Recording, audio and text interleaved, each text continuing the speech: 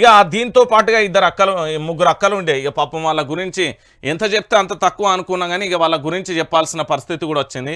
ఈ అక్కలను మీరు చూసిర్రు కదా, వీళ్ళను తెలుసు కదా, కొత్తగా అసెంబ్లీకి వచ్చి వీళ్ళు ఏం మాట్లాడుతుర్రో తెలుసు. ఒక్కసారి మీరు వినాలి. వీళ్ళకి సంబంధించి పూర్తి స్థాయిలో నిన్న మాట్లాడిర్రు, ఏమని మాట్లాడిర్రు అనేది కూడా. ఒక్క నిమిషం నాగేందర్ భాయ్ జరాగ్.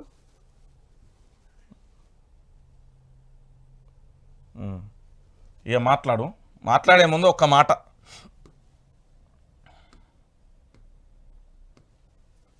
ఇక ఈయన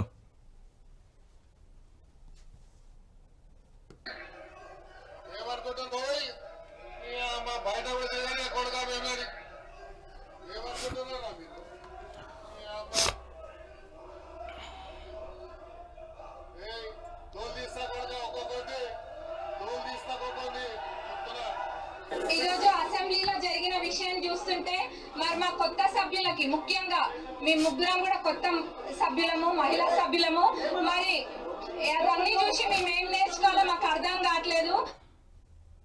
అర్థమైందా? అక్క ఏం నేర్చుకోవాలని అడిగితే నేను చెప్తానా, అక్క మీ రాష్ట్ర ముఖ్యమంత్రి మీ కాంగ్రెస్ పార్టీ ముఖ్యమంత్రి, మాకు పాపం ఆయన ముఖ్యమంత్రి అనేది ఏ కోణాన కూడా కనబడతలేదు. ఎందుకు కనబడతలేదు అనేది కూడా చెప్తా. ముఖ్యమంత్రి కుర్చీకి మేము చాలా విలువిస్తాం. ఎందుకు ఇస్తాము అంటే అది ప్రజల చేత ప్రజల కొరకు ఎన్నుకోబడిన కుర్చీ, తెలంగాణలోని 4 కోట్ల మంది తలరాతలను మార్చే కుర్చీ.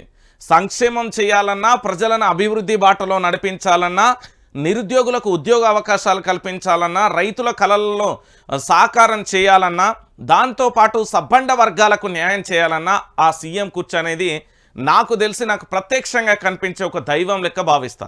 కానీ పాపం ఈయనకేం తెలుసు అంటే పూర్తి స్థాయిలో మీ అన్న ఏంది కొత్త సభ్యులు వచ్చారు కదా, ఇప్పుడు మీరు నేర్చుకోర్రి.